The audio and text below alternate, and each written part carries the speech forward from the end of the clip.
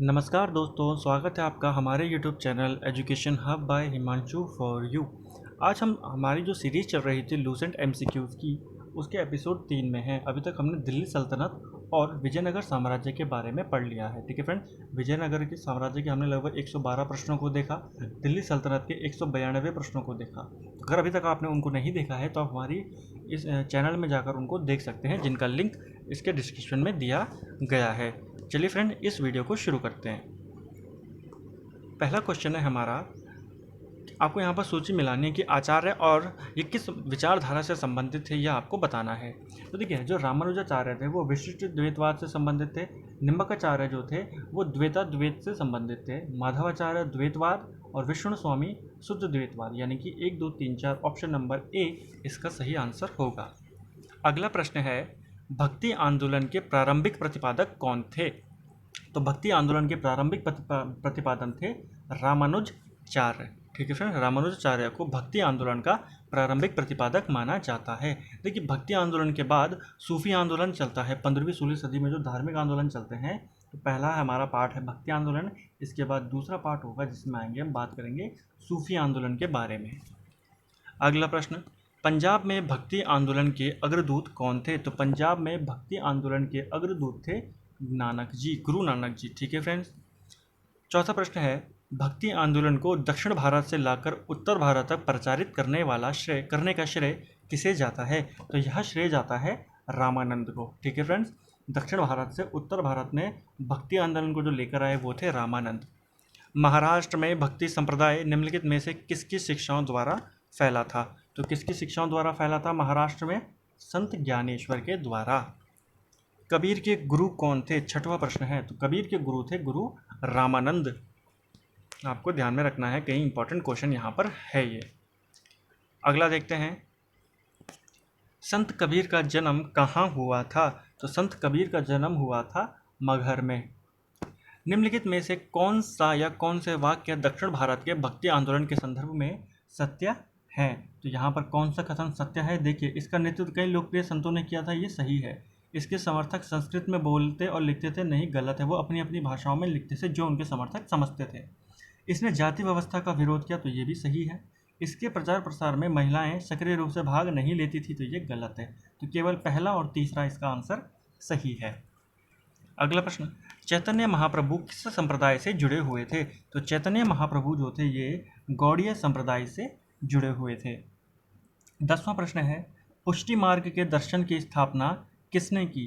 तो पुष्टि मार्ग के दर्शन की स्थापना की थी वल्लभाचार्य ने। किस संत ने ईश्वर को अपने पास अनुभव करने के लिए नृत्य एवं गीतों को माध्यम बनाया? तो किसने बनाया था ये? चैतन्य महाप्रभु ने। ठीक है फ्रेंड्स, चैतन्य महाप्रभु, अभी हमने ऊपर देखा, किस संप्रदाय से हैं? गौड़ीय संप्रदाय से हैं। इन्होंने किसको बनाया था माध्यम? गीतों और नृत्य को बनाया था चैतन्य महाप्रभु ने। अद्वैतवाद के सिद्धांत के प्रतिपादक कौन थे? तो अद्वैतवाद के सिद्धांत के प्रतिपादक थे शंकराचार्य। निम्न संतों का कलाक्रम अनुसार व्यवस्थित कर कूट करें, तो इनका क्रम कैसा था? देखिए, सबसे पहले कबीर थे, फिर गुरु नानक, फिर चैतन्य और फिर तुलसीदास। तो 1 2 3 4 इसका ऑप्शन नंबर ए सही है। अगला प्रश्न है हमारा, गीत गोविंद के रचयिता कौन है? तो गीत गोविंद के रचयिता हैं जयदेव। ठीक है फ्रेंड्स, जो बंगाल के अंतिम हिंदू राजा थे लक्ष्मण सेन, तो उनके दरबार में ये रहते थे लक्ष्मण सेन के। ठीक है फ्रेंड्स, गुरु जयदेव। भक्ति आंदोलन के दौरान असम में किसने इस आंदोलन का प्रतिनिधित्व किया था? तो असम में भक्ति आंदोलन का जो प्रतिनिधित्व किया था वो किसने किया था? शंकर देव ने। कई इंपॉर्टेंट, मोस्ट इंपॉर्टेंट क्वेश्चन है ये। ठीक है फ्रेंड्स, शंकर देव ने भक्ति आंदोलन का लीड किया था असम के अंदर। गुरु नानक का धर्म उपदेश क्या है? तो गुरु नानक का धर्म उपदेश है मानव बंधुत्व का। ठीक है फ्रेंड्स। अगला प्रश्न है, यहाँ पर आपको शंकराचार्य द्वारा स्थापित मठ और उनकी जगह यहाँ पर आपको सम्मिलित करनी है। तो श्रृंगेरी पीठ, जो श्रृंगेरी पीठ है ये कहाँ है? कर्नाटक में। गोवर्धन पीठ उड़ीसा में है। ज्योतिष पीठ बद्रीनाथ में है और शारदा पीठ द्वारिका में है। ठीक है, बद्रीनाथ जो है ये वर्तमान उत्तराखंड में है, उत्तर प्रदेश में नहीं है। तो यहाँ पर ऑप्शन नंबर ए 1 2 3 4 इसका सही आंसर होगा। अगला प्रश्न है, संतों के नाम और उनके कार्य क्षेत्र को यहाँ पर सम्मिलित करना है। तो देखिए, वल्लभाचार्य किस क्षेत्र के थे? तो ये थे राजस्थान के। चैतन्य महाप्रभु ये बंगाल के थे। बंगाल में भक्ति मूवमेंट या भक्ति आंदोलन किसने चलाया था? चैतन्य महाप्रभु ने चलाया था। मीराबाई राजस्थान की थी और नामदेव महाराष्ट्र के थे, यानी कि ऑप्शन नंबर ए इसका सही आंसर होगा। निम्नलिखित में से किस भाषा को लोकप्रिय बनाने में कवि चंडीदास का योगदान है? तो कवि चंडीदास ने किस भाषा को लोकप्रिय बनाया था? बंगाली। ठीक है, अगले क्वेश्चन है हमारा, यहाँ पर आपको संत कवि और उनकी रचनाओं की भाषा को सुमिलित करना है।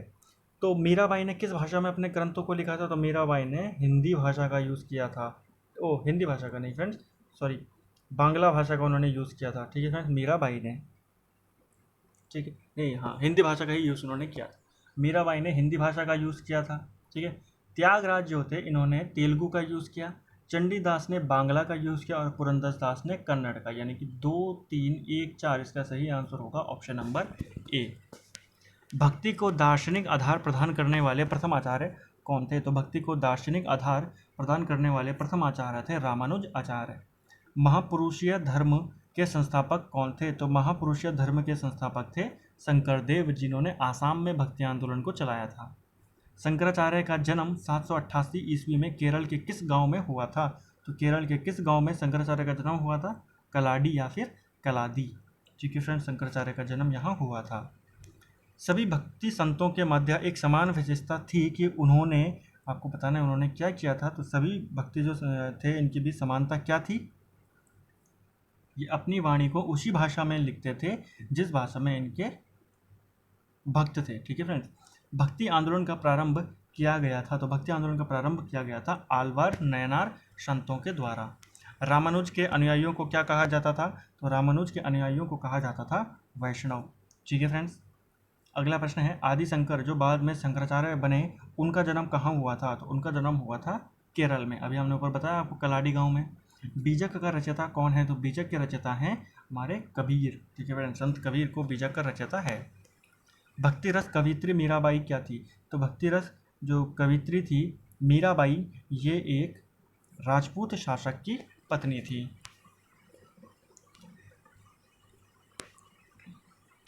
अगला प्रश्न है हमारा, प्रसिद्ध भक्त कवित्री मीराबाई के पति का क्या नाम था? तो मीराबाई के पति का नाम था यहाँ पर ऑप्शन नंबर बी राजकुमार भोजराज। ठीक है फ्रेंड्स, अगला प्रश्न है, बुद्ध और मीराबाई के जीवन दर्शन में मुख्य साम्य क्या था?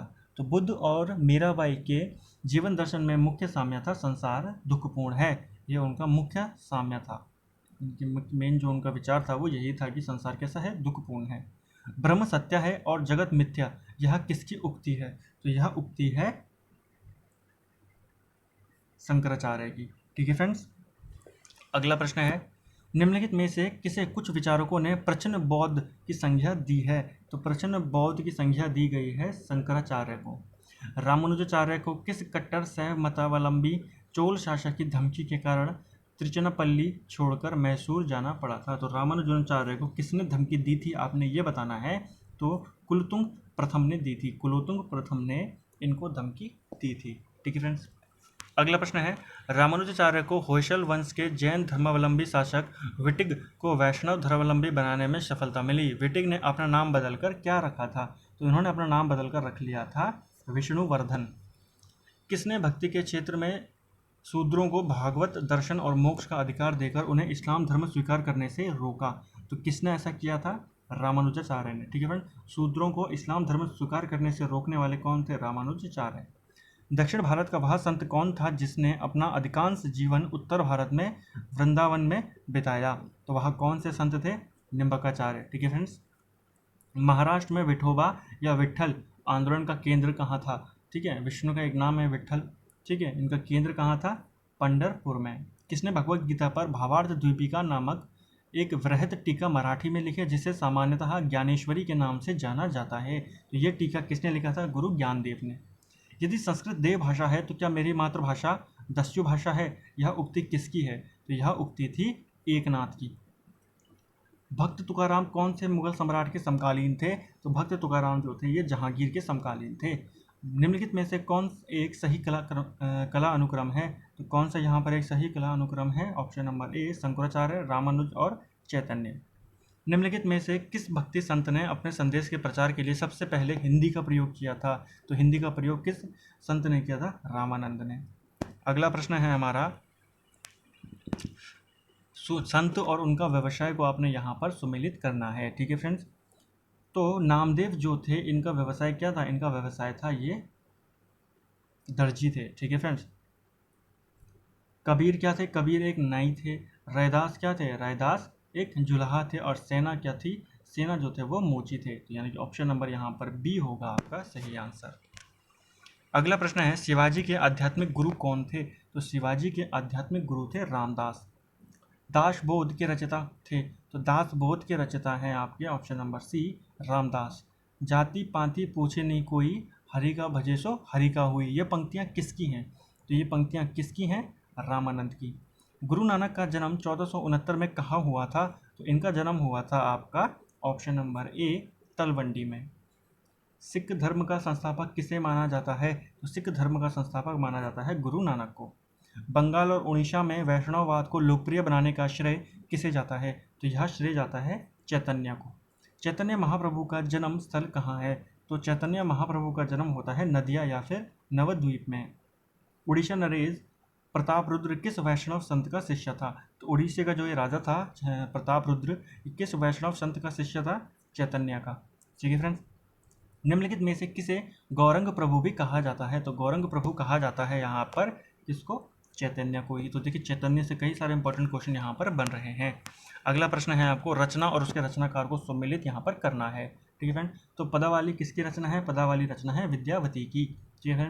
रामचरितमानस ये किसकी रचना है? यह है तुलसीदास की। सुरसागर जो थी ये सूरदास की है। और बीजक कबीरदास की, यानी कि ऑप्शन नंबर बी इसका आंसर होगा। आलसियों का मूल मंत्र अजगर करे ना चाकरी, पंछी करे ना काम का रचयिता कौन है? तो इसके रचयिता हैं आपके option number B Vallabhacharya. Narsinh Mehta dash के प्रसिद्ध संत थे? तो नरसिंह मेहता गुजरात के एक प्रसिद्ध संत थे। मुगल शासक मोहम्मद शाह रंगीला किस संप्रदाय का अनुयायी था?